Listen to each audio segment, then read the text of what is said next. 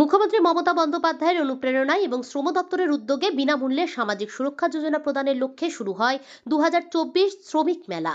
প্রদীপ প্রজ্বলন করে পুরাতন মালদার শাহপুর এলাকায় 2 দিনব্যাপী শ্রমিক মেলার আনুষ্ঠানিক উদ্বোধন করা হয়। উপস্থিত ছিলেন মালদা জেলা পরিষদের সভাধিপতি লিপিকা বর্মন ঘোষ, বিধায়ক সমর মুখার্জি, দপ্তরের আধিকারিক দীপক সরকার সহ অন্যান্য আধিকারিক ও জনপ্রতিনিধিরা। জানা গিয়েছে, শ্রমিক মেলায় বিভিন্ন প্রকল্পের প্রচারে প্রায় 20টি স্টল খোলা হয়। পরিযায়ী শ্রমিকদের ভিন রাজ্যে যাওয়া ঠেকাতে উৎকর্ষ বাংলা প্রকল্পকে কাজে লাগানো হবে দাবি শ্রম দপ্তরের।